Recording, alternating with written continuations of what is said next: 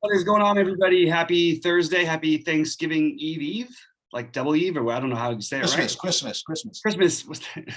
I'm out of it. I'm out of it. I'm usually out of town on Christmas, so I'm totally spun around. I don't have the holiday spirit as much as I would like. I've been trying to fight this illness, but I'm ready to get after some DFS. We have a big slate.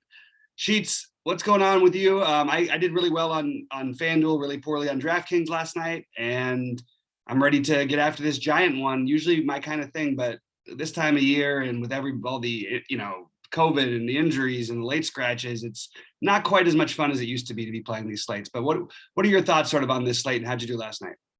I did not do well last night because I had 100% Jokic. I was right there with everybody else. I don't want to say bitching about it, but that's the way it goes, And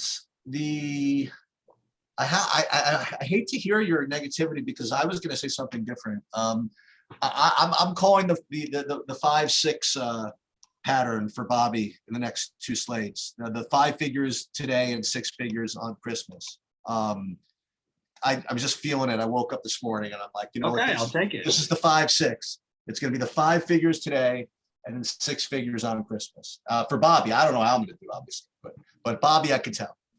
All right, I'll take it, man. I'm into it. I'm going to be ready to play it. I'm just, it's a lot of extra stress, a lot of complications. My favorite play to start the day that was a wild card play became a popular play that actually made sense, like Memorial yesterday. It's just, you don't know. We say all these things, then somebody else, they change the starting lineup and it literally changes absolutely everything. In basketball, it doesn't necessarily mean you don't always want the same guys, but I don't know. I just this time of year, I just feel like there's so much going on. But you know what? We can navigate it. Hopefully, Sure. One of us can make a bunch tonight, and we can. Let's pull up your screen and let's go game by game. I forgot. And today, this time, we're actually going to pull up the right screen, so we're already going to be ahead of the game. All right. All right, let's do it. So, why don't you start off with your thoughts on the Houston Indy game? All right. So first of all, you have Brogdon questionable, which is obviously a big deal. He exited the game. It says after 8 minutes. It would seem to be a nice game to sit, right? I have him as out. Okay. Yeah, it would be a nice game to sit with the Christmas coming up as well, especially against Houston. And I currently have him as out as well. The three, as far as the projections go, I do like the 3 main guys from Indiana today. I like LeVert. I like Turner. I like Sabonis. They're not like priorities or anything like that, but they're certainly, I think they're in play. And it's going to be another slate like we had last night where you're going to have Jokic project with a bunch of fantasy points and a bunch of value to make it work. It's a little different because there's other spend ups today. But if you want to go for a more mid-range type deal, Sabonis, Turner, LeVert certainly make that work. And I didn't quite get to anything on the Houston side today. Yeah, I mean, I actually look, this is a huge slate. We're going to have tons of news that most of the stuff we say is, I don't want to say it's not going to be relevant, but it's not going to matter nearly as much because somebody's going to be announced out for some of these teams, especially Houston. I'd be very surprised if everybody played for Houston personally. And well, you also get Jalen Green back for them. So I don't know. I don't know what to do with Houston. On the Indy side, I think taking shots, I think what you want to do is play some Sabonis. I actually think as a spend up goes, he's a pretty reasonable one because of the he just gains a lot with Brogdon gone. We remember the old Sabonis, the triple double Sabonis. I think you want to play him on FanDuel, not on DraftKings. I just don't think it just feels like a lot to ask for at 10-1 with all the other guys we're going to have on the slate, but I do think he's viable. I think Chris Duarte is going to be misprojected. And I think that what we should do is they're going to probably start Wanamaker like they did last time. So I think Chris Duarte is probably my favorite of all the guys. And I don't mind LeVert either, but I think that I do think Duarte, who's I'm projecting around 26 minutes right now. That feels like That's what I have. Yeah, that feels like it should be higher. So both LeVert and Sabonis on FanDuel. And then I have Duarte. And look, I know he was terrible to us, but I would consider taking another shot on Wanamaker potentially. It's a big slate. You don't need to do it, but if he's going to play 30 minutes, which I think is really possible, it's probably he's a guy. I don't think he's going to be what I want to do by the end of the slate, but he has put up some weird outlier performances in the past when he's been in these spots. I don't love him here though. All right, you ready to move on to New Orleans, Orlando? Not quite. I wanted to comment on something you just said, which and this I'm learning. Every day I learn more about True DFS, and every day learn more about life in general. But I learn what people do, and you mentioned the Duarte thing. Last time, what happened is people sort of liked Duarte, and then when they announced that Wanamaker was starting, people got off of Duarte, and he was less than 10% owned, and he came off the bench, and he smashed. Yep. Today, what's going to happen is if Wanamaker starts and Duarte comes off the bench, it's going to be the exact same thing. They're just not going to play him again. 100%. Yep. And so we could just keep doing it. That's what that's my observation. I totally agree with what you said, and if I didn't make that clear, that's definitely where my head's at. Why is my throat still like this? This is driving me crazy. I'm literally taking all the medication, no bad stuff for me, mostly good. You know what I mean? I'm just like healthy. I don't understand it. It's just driving me crazy. Sorry. All right, New Orleans, Orlando. What do you got other than the very, very chalky and for very, very good reason, Hernan Gomez? Yeah. So here's a couple of things. So yeah, Hernan Gomez is a really, really high points per minute guy.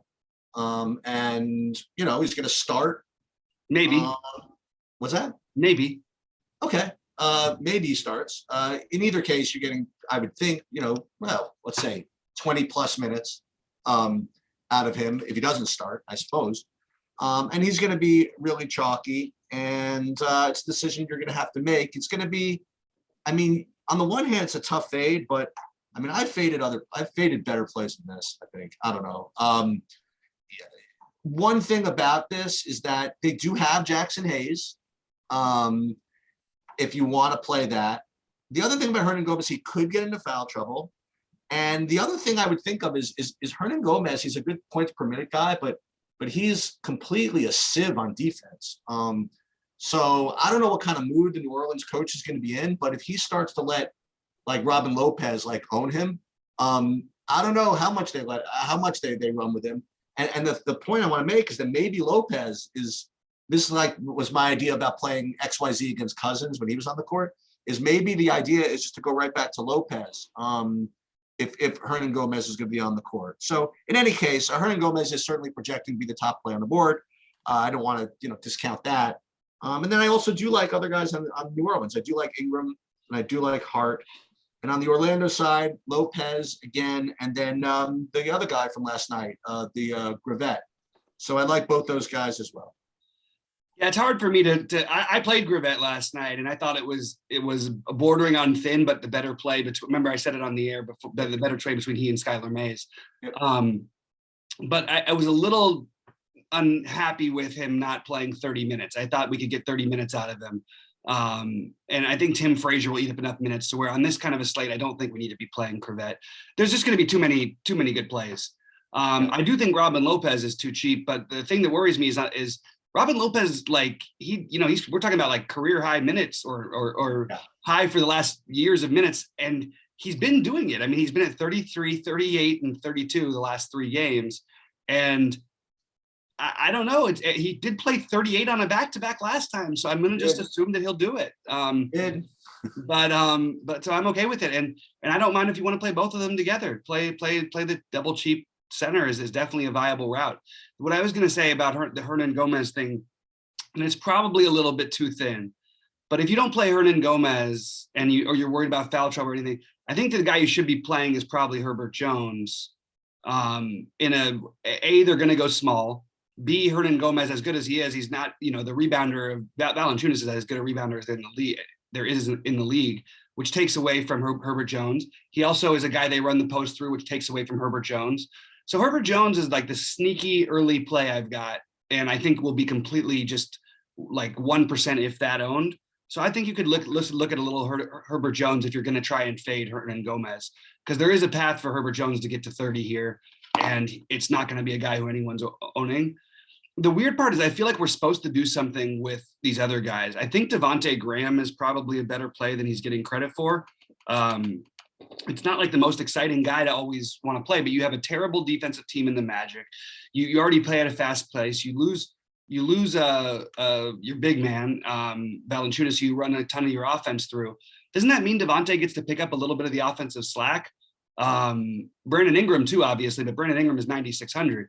So we don't need to worry too much about Brandon Ingram like on DraftKings, even though I think he could get 50. I don't think he's going to go a bunch higher. I think Ingram is still in play on FanDuel.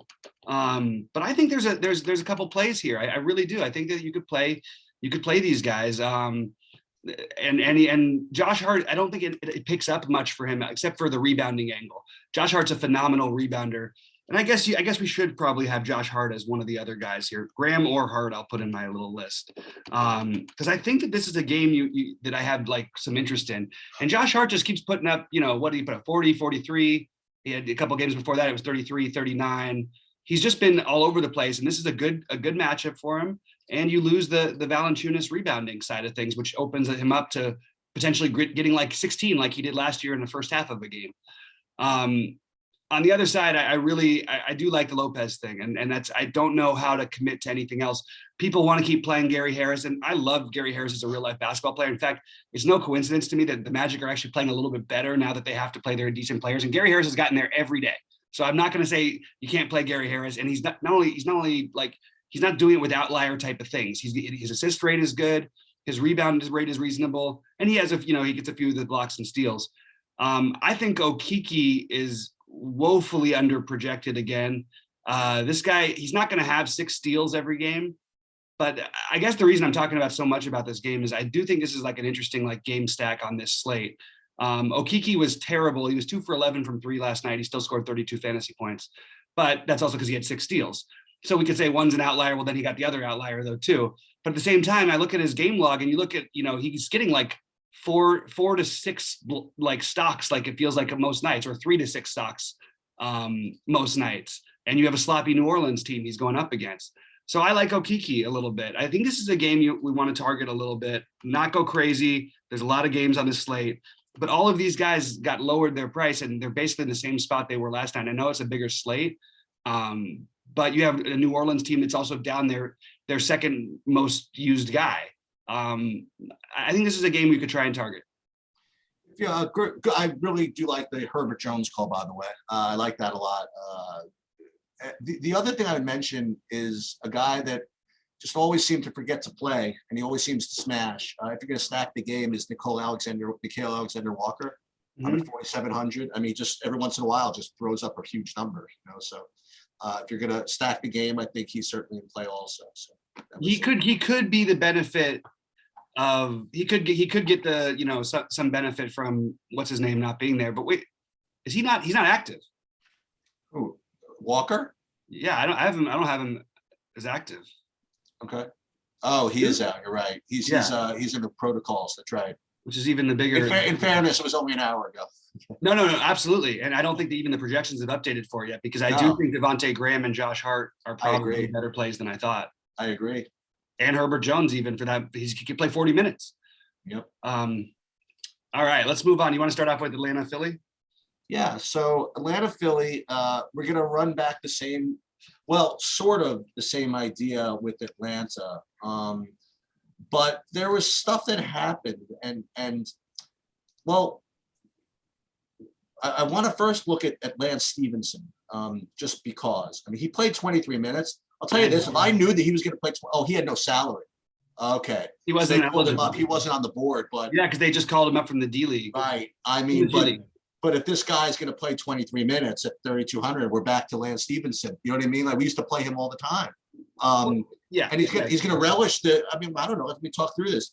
And he certainly would relish the time, that he's going to get called up. If they put him in the game, he's going to be all over the goddamn place. What's that? He closed. Yeah. And we'll get back to that in a second. But all these guys are gonna project to be good plays again. So you're gonna have Jalon Wright again. You have Georgie Gang again. You have Cam Reddish again. You're gonna have John Collins again. You're gonna have Okongwu again. You're gonna have Stevenson, whatever it is. Maybe Bogdan we'll have to talk about. If I had to pick one guy to fade, I mentioned this in the Discord. It should be no surprise which one of those I would fade. And that would be Reddish, just because he's coming off a stealing last night. You know what I mean? But they all look good. Again, we have to watch for starters and watch whatever. But the Stevenson thing is going to be intriguing for me. I just know that, he's going to be all over the place when he's on the court. You know what I mean? He gets called up from the G League. I mean, why wouldn't he be all over the freaking place? So I do like that. And the other thing I like is I like the Okongwu. I think they really like him. And I would play him over Jang, I think. That would be my hot take or whatever it is. But I like Okongwu as well.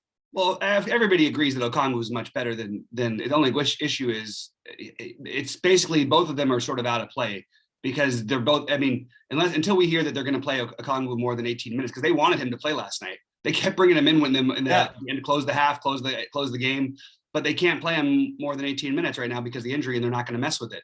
Okay. And the thing is, like, it does make it tricky because it does make me want to kind of look towards Jang as being more viable, because I could see a path where he actually does, like, I don't want to say a good job on Embiid, but enough of a job on Embiid. And that's really what you're worried about here. The weird thing is that the Bogdanovich might play more minutes tonight than he did last night, depending on game script. And just keep an eye out for the starting lineup here.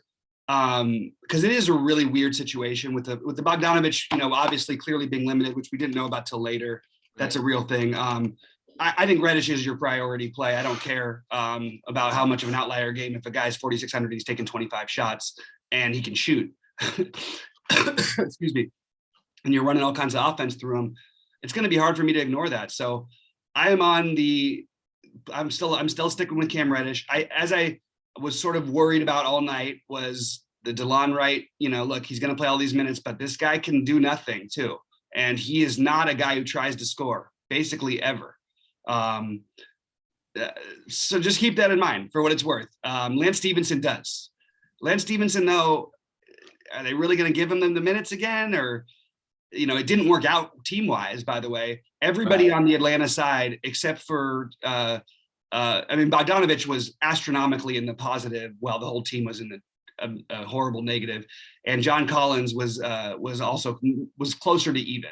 So yeah, all it means to me is that, look, Atlanta needs to win games. They can't just keep doing what they're doing and not be in a play-in game. And this is a team that has like title aspirations soon. So you got to imagine they're going to at some point put their best foot forward. That was my thinking behind the Bogdanovich play last night, that if they get into any kind of trouble, he's going to, and that's what they did. They bring him in, but then they would go on their run and they'd bring him out again because clearly they were monitoring his minutes. So I guess that, to sum it up, it's Reddish for me in order. Reddish is the priority one. The other guys, Jalon Wright, okay. John Collins, medium between priority and not. I could see them getting smashed here. That's another thing to worry about. That makes Lance Stevenson probably another decent play again.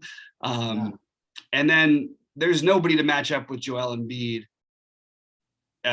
Jang and all of these guys are solid enough historically, but they're not against guys like Embiid. So I guess I would just say Embiid on the other side.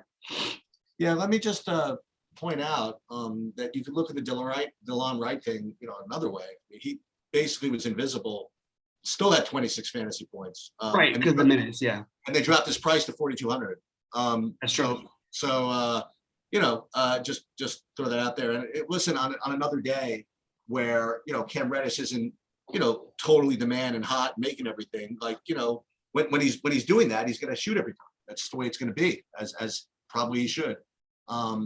So I think Jalon Wright I regard him as similar to last night. You know what I mean? He's going to play minutes, and he's going to be, he, like you said, though, he has downside to, I don't know, 20 fantasy points, maybe less, maybe 15. But again, don't expect him to get 40. That's yeah. Right? I think if he's less than 35, less than 30% owned, I think he's a really good play. I think that if he's over 40% owned, I know it sounds like a very thin, I'm sort of just thinking out loud, like that makes him seem much thinner to me.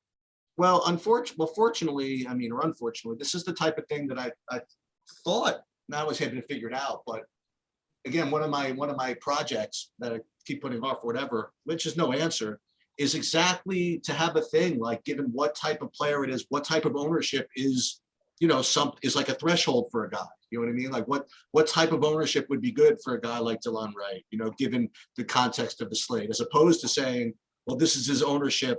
Is it a good play? I don't know. It's an interesting project. I do think that Embiid, they always seem to play Embiid on same nights that Jokic plays. So the comment is the same. He's always a very logical pivot off of Jokic. He's always going to project worse. He's always going to project worse from a value perspective. And he's always going to be one fraction of the ownership. So it's always, I'm never gonna argue with it. And it's even a kind of a sicker pivot now, because with Hernan Gomez taking up, maybe one of the center spots, it makes fading Jokic even harder. So I think that the ownership gap is going to be even wider between Jokic and Embiid than it usually is. So I agree with that. No one's going to be able to guard Embiid, and he could. Well, why can't he score 70? You know what I mean? He just did. Right? So I do like Embiid as a pivot, and I have nobody else from Philly. Yep, makes sense. You want to start off with Detroit and Miami? I have that as an X game. So you have anything? I really don't. I think Detroit, there's a ton of things you can do here. You have no Cade Cunningham, no Jeremy Grant. Oh, I mean, no Josh Jackson, possibly no Frank Jackson. Diallo's got to project as one of the best plays in the slate. Oh, there's Diallo. Yeah, he's the one guy actually. And I think that you could make this a similar argument for, well, not a similar, an argument for them being strong plays in Joseph and Hayes. But the guy who I'm interested in is Saban Lee. Okay. We need to see what happens with how this thing shakes out. But the starting lineup, that is. But Saban Lee played 24 minutes the other day and put up 15 shots. I think he's an interesting play. If he gets minutes, he can put up 40. So Saban Lee is the long shot. Diallo's the logical one. Maybe Hayes or Joseph if there's no Frank Jackson. And then Sadiq Bey. Look, it's going to feel thin on DraftKings, but I think that you definitely want to take some looks on FanDuel. He's 5,400 and just couldn't make a shot to save his life the other night. And this is with Cade playing. Was 5 for 19 from the floor, 3 for 13 from 3, and he still put up 30 fantasy points. He's going to keep chucking. He can rebound. I think he's a really good play on FanDuel, not such a good play on DraftKings. And I think Diallo, it's Diallo or Lee for me probably on the Detroit side. We have to wait to see a starting lineup and Frank Jackson information. And on Miami, I just think that on DraftKings, just probably avoid it. If there was a time for Tyler Hero to get hot, this would probably be a good one. But I think I'm just going to avoid it. On FanDuel, I think that both Lowry and Hero are in play, but neither of them priorities for me. Any Killian Hayes? Did you mention him? I mentioned him. Okay. If there's no Frank Jackson, he's viable, but it's not the most exciting play. He and Joseph I'd have rated pretty similarly. Yeah, I do have Diallo as the best of the Detroit guys. Yeah. And nothing in Miami, you were saying? Lowry and oh, right, you mentioned that. Okay. On FanDuel. But again, everybody looks good on FanDuel, so just keep that in mind. You're just deciding which one looks a little bit better. All right, so Washington, New York. This feels like a catch-me-up game if there is one. Yeah, except for if they start Kemba, the Knicks guards, yeah. I'll go back to Kemba if he's starting. If he's not starting, I'd be a little cautious. I mean, because they obviously don't like him. They only play him when they have to. So if he's not starting, I think there really could be a chance he doesn't play at all. That would be my caution. But if he's starting, I think at 5,900 he remains pretty viable. And everybody else, I have like zero interest in the whole game. Well, on FanDuel, I'm just going to mention that Alec Burks is a phenomenal play. I do want to say that, excuse me, with Kemba starting, it's funny how it worked because you can see how it actually makes the team worse in some ways. And it's funny because like Julius Randle didn't get as much love, I mean, he was the other one getting touches, but Alec Burks just wasn't getting any touches on offense. And it's just sort of Kemba's thing. Like he just becomes ball dominant. I don't think I have to play any of these guys personally. I think RJ Barrett and on DraftKings, but Alec Burks on FanDuel is a great play. That's pretty much all I have here. I don't think there's any reason to get heavily invested, maybe as much as it seems. Maybe I'll change my mind. Sheets, will you be with me today at 6? Yep.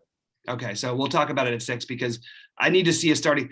I hate it because I really want a Detroit starting lineup and I really want a Knicks starting lineup, and hopefully we can get them before the 7 Eastern spot. That would be nice. That would be really nice. All right, so what do we do in this next game? This is going to be a whole lot of speculation. We got all these back-to-back teams. Sheets, what do you got in terms of projections, and who do you like early look? I mean, I currently have Cousins still projected as a really strong play, but I mean, on a back-to-back, I don't know. But I currently have him projected really, really strongly. Again, they're just presuming he's going to play his normal. I say normal. There's no normal for him, but I'm presuming he starts and plays between, I don't know, 16 and 25 minutes, somewhere in there. Obviously, there's a big difference between 16 and 25 minutes for a guy like him. But I do like that. And then, the other Milwaukee guys are particularly exciting to me tonight. And on the Dallas side, the usual guys, I guess. I mean, Brunson and Kristoff, and then the one guy who's going to be I don't know if it's going to be chalky or whatever it is, but if they start Kalina at 3,100, it's kind of tough to not play that, right? Oh, no. It's very tough to play that. Oh, all right. There we go. Makes it easy. Okay. On a big slate, okay. I mean, maybe by some flukish chance. What did he end up with? He played 32 minutes the other night. He had 15 fantasy points. That seems about par for the course. Okay. All right. Fair enough then. Yeah. No, I'm sorry. You have Trey Burke out. I don't know. We'll see. Look, there's definitely, I'm not going to say there won't be any Ntilikina, but I wouldn't say that he's like some sort of automatic play. I just, at 31, even a guy starting, we've seen him bust completely before. And the trick for him is that like, you kind of like him if he's like, he's not playing with other guys who have any usage. So he kind of has to shoot because he doesn't want to shoot ever. Cousins, I don't know if they're going to play Cousins on a back-to-back, I don't to be honest with you, especially after the minutes that he played. The guy who's not going to project, who I'm just going to say it, and I'm going to force myself. And I did leave it, by the way, I did have like 15% of him by the end of the slate, but I initially had him like, he was going to be in half my lineups, even whether he was starting or not with Nwora. And then I sort of started talking myself out of it because all the other value. And so I just didn't quite adjust fully, went back to when they started him, but I'm playing Nwora. This minutes projection is wrong. He played 27 minutes last night because of foul trouble. And even in that foul trouble game, he still puts up 35. Listen to his last 4 games, 32, 38, 49, and 35. We'll take every one of them. We'll take all of them. Yeah.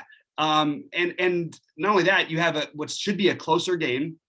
If he's back in the starting lineup, which I have no reason to think he wouldn't be after they just smashed with him. They love the kid. I've been talking about him for a while. He plays 2 through 4 on the court, so you could sort of use him in any position.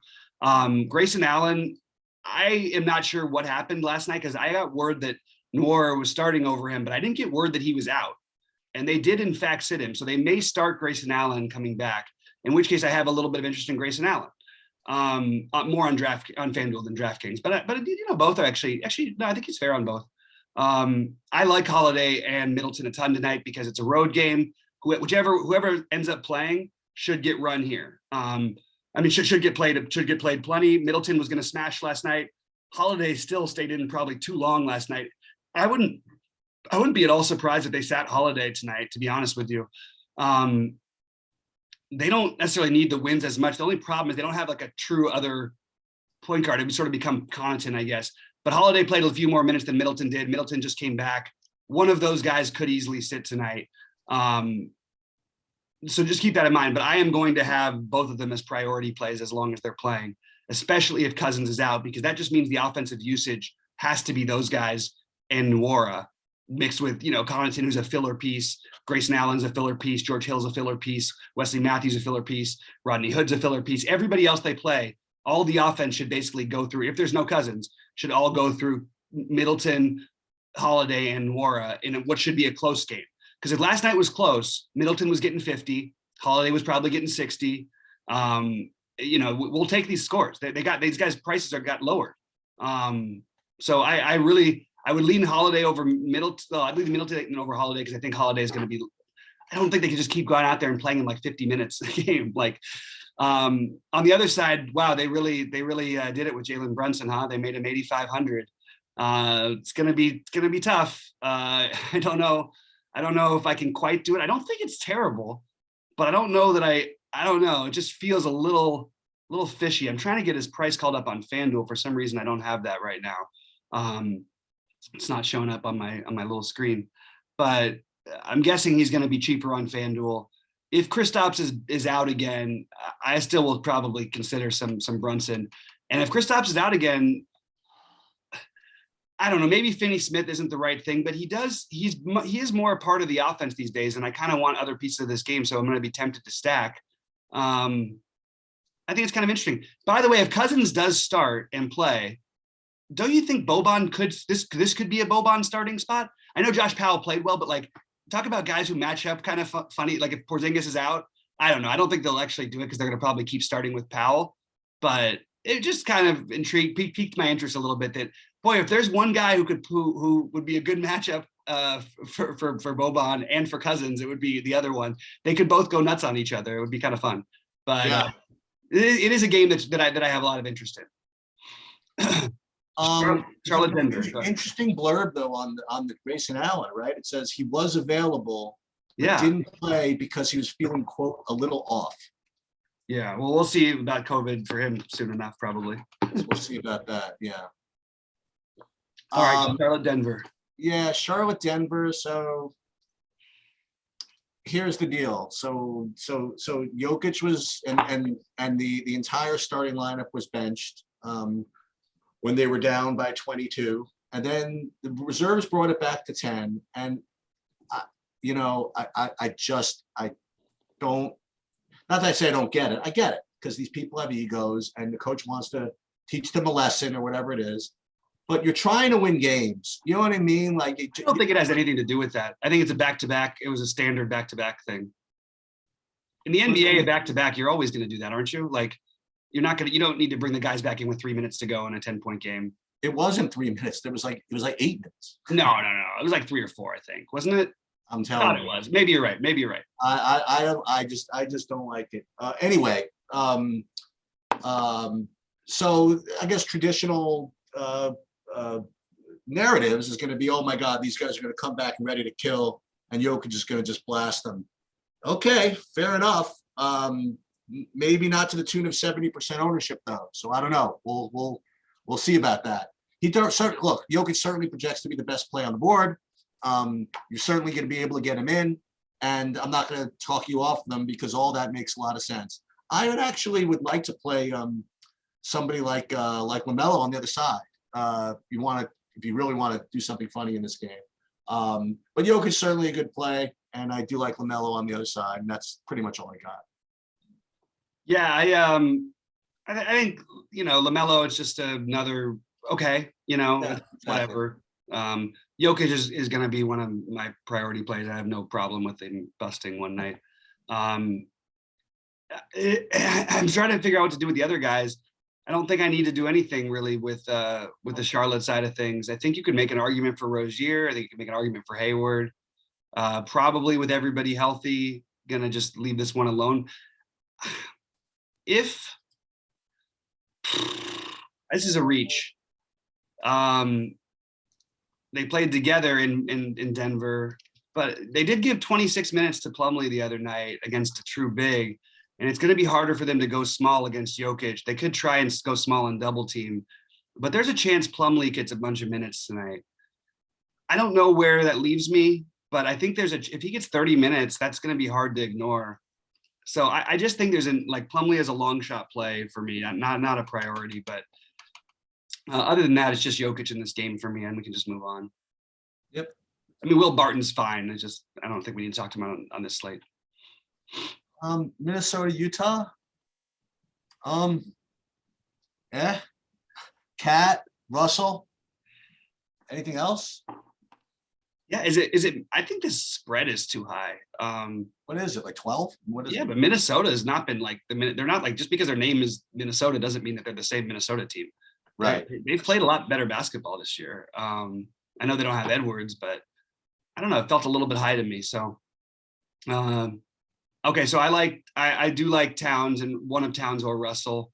I think that's the other way you go without the Jokic thing. Even potentially in addition to with the Russell's case, it's harder with Towns because of the center. There's going to be some center value tonight. But I do like both those guys to potentially put up a big game. And the guys who we never play, I think it's just going to be hard to play 9,500, 9,700 Rudy Gobert and Donovan Mitchell. Maybe on FanDuel you can do it. I think that the weird guy who I don't like to play on these big slates, but I usually like him for the small ones, are Royce O'Neal when he's low owned.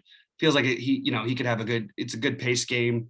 So it feels like a good spot for him to have a nice game. It just feels like 4,300. There's probably going to be better value, but at the same time, he could put up like 35 or 40 on a given day. So maybe Royce O'Neal deserves a little bit of consideration, but nothing special over there for me.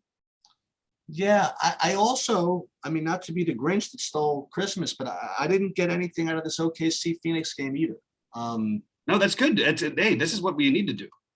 Okay. Except to say that, seems logical to me that I'd probably I don't know what the spread is, but whatever it is, I'm going to totally recommend Phoenix against the spread and lay the 100 points or whatever the hell it is. OKC is coming off a win over Denver, back-to-back game into Phoenix. Have a nice day. You know what I mean? Like, I think they're going to get blasted.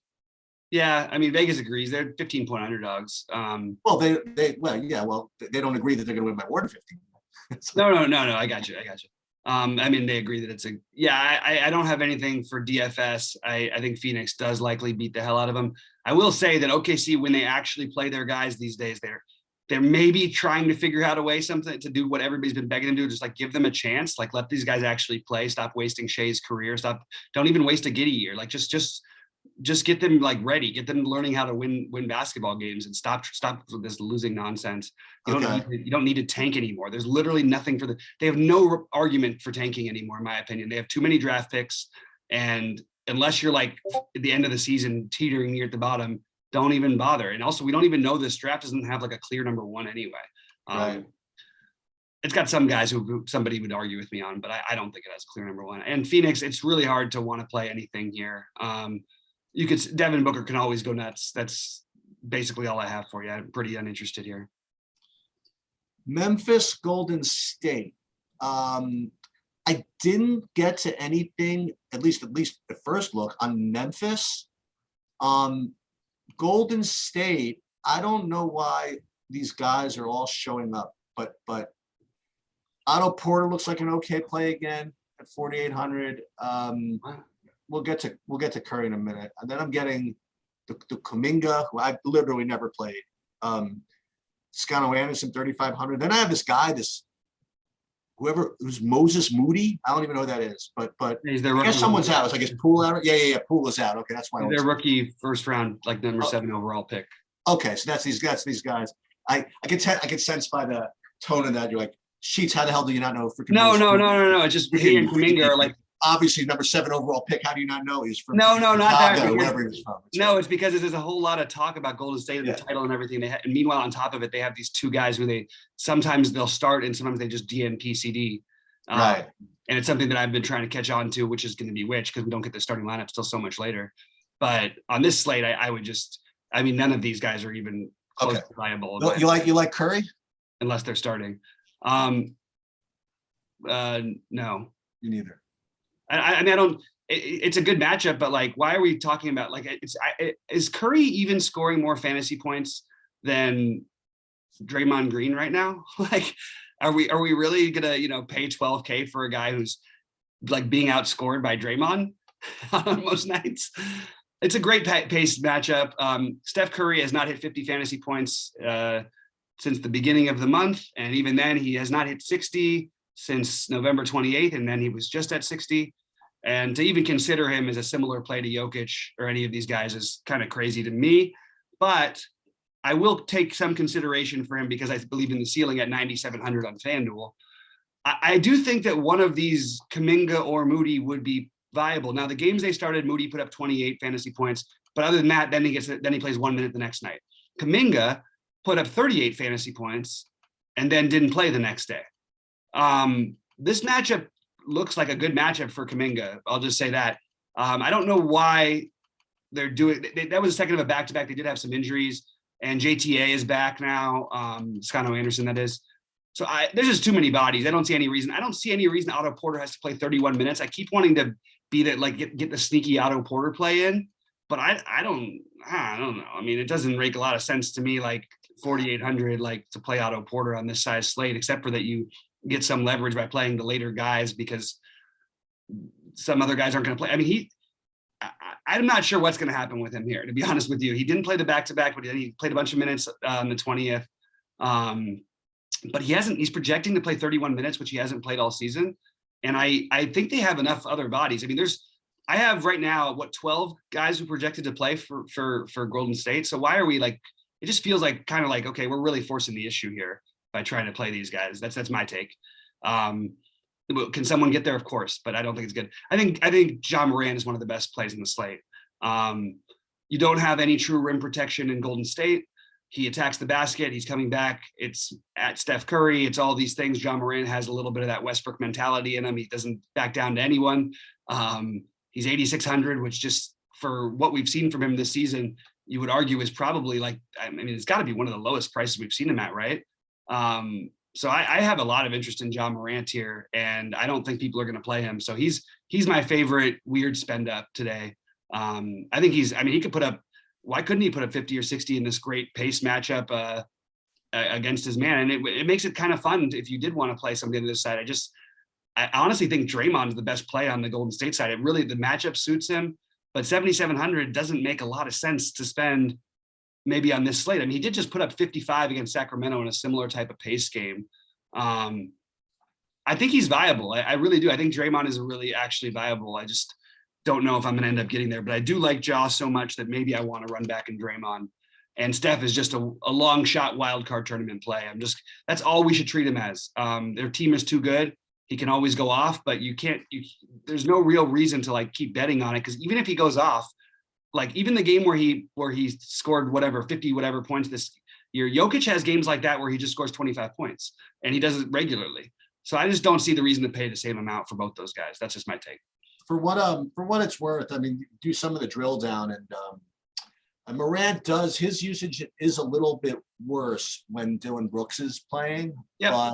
But I guess that's why he's going to be low owned and why he's not, 9,400 or 9,800, I suppose. Yeah, Brooks is there, Bane is there. They've got a lot of other guys too, but I mean, he's still in limited minutes. In his first game back, put up 40 fantasy points. And it was not necessarily, it was in a matchup that wasn't as good. This 30% usage rate, that's pretty good. I'll take that usage rate all day here. And actually, I think it could end up being higher tonight. So I just like the Ja as a tournament option. I mean, look, it's maybe a long shot option, but I don't think it's that long of a shot. Like Ja's going to get 40 plus most of the time here, and then he's got the upside of 60 plus. So that's why I like him, and the lack of ownership, of course.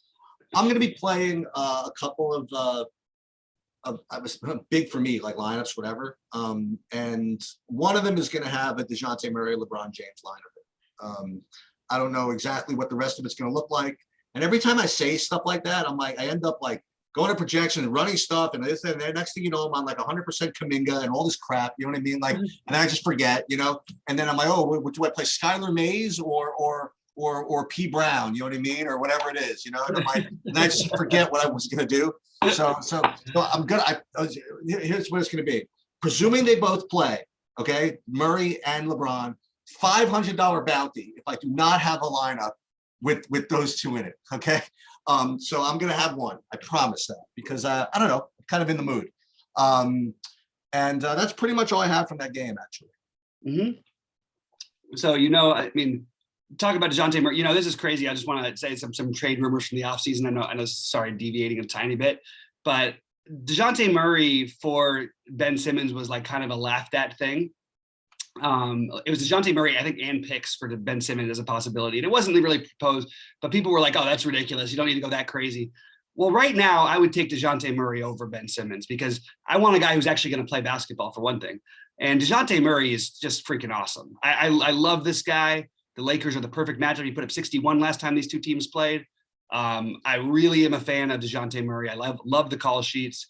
And LeBron James on the other side is carrying this team as much as he possibly can. But after watching him, so I watched them. They cut that game down the other night after Phoenix was beating the hell out of them. LeBron was playing terrific. They cut it down to 10 with LeBron out there, basically just willing his way to the basket. And I know he played 34 minutes. But he came out with, I think it was like 8 minutes to go down by 10 because he couldn't walk on his foot anymore. I think he's playing through an injury. I think it's very, very dangerous at 11-3, but I do like that idea of the run back. And I'm not going to do it on DraftKings, and the turnovers obviously are going to hurt you. But maybe can I talk you into potentially a little bit of Westbrook on FanDuel? Yeah, sure, why not? And maybe it is okay on DraftKings, but I like the DeJounte, so I like the idea of maybe doing this as a different way of spending other than Jokic, because we have value, and it's just position eligibility. So this is the argument for Steph, although Steph just never, I mean, his fantasy numbers don't make him seem at all logical. But if you're going to you want guys from other positions, because the center is going to have some serious value tonight, starting with Hernan Gomez at least, right? So maybe if you can find the spend ups at other positions, maybe even if they don't outscore per dollar what Jokic does, maybe you're better off with that than you are with Jokic. So to that note, I think playing LeBron on the other side of Murray is a really good call by you. And I could definitely get behind it. And I think that I could even entertain, because I'm a little worried about Westbrook, because I'm worried about LeBron's foot. I think I could look at a little bit of Westbrook. The problem is, you know, Isaiah Thomas actually being there, while he helps them out a little bit offensively, or at least in theory does, he does take up some usage, and Rondo's healthy too. So these guys will at least have the ball in their hands a little bit, which takes a little bit away from LeBron and Westbrook. But overall, I really like the idea of that LeBron thing. It's not my favorite on the slate. I think my favorite other spend ups are, I like the jaw thing. That's probably my other favorite spend up, honestly, to be. Is it drilling down too much to say that maybe you don't want to play DeJounte Murray with Westbrook, because DeJounte Murray rates to maybe get steals from Westbrook and cause turnovers from Westbrook or stuff like that? Or is that getting too fancy? Small slate, maybe that makes sense. I don't know if on a big slate it would worry you too much. Okay. But you know, it's I mean, I'm not worried about Westbrook's turnovers on DraftKings. It's not enough. It doesn't cost enough. You know what I mean? You were mentioning FanDuel. That's your reason. Yeah. On FanDuel. Yeah. On FanDuel, there's a little bit more of that, but I do it's a good point. Yeah, it's a good point. And because we can spend reasonably on so many other positions, maybe playing, I actually think FanDuel, I'm just going to keep going with the balance builds on FanDuel. They work every single day. And every time I try to deviate from it, I get messed up. So I think LeBron is actually probably a better play on FanDuel, though, because you can spend down at other positions so easily. Not to the minimum cost guys, but there's you can balance all that, you know, 5K guys, 5,500, all those guys who make sense. So anyway, I do like I do want some part of this last game. I just don't know. I think my favorite part plays in the late games, which is, you know, what we always try to target if we can, would be the Ja Morant, DeJounte Murray, LeBron, and then Westbrook. I like it. And then also Draymond as a potential play. And by the way, somebody could always get announced out. And, you know, if LeBron's foot really bothers him before the game, you know, Westbrook is going to put up 70. It's as simple as that. Yeah. Anyway. Oh, I also like the idea of playing Cat or Russell as my other spend ups. All right, Sheets, any final thoughts before we get out of here? Nope. All right. Well, good luck, everybody. We'll be with you at 6 Eastern, and didn't get it all done right yesterday. So let's get it done today. Good luck, everybody. Sounds good.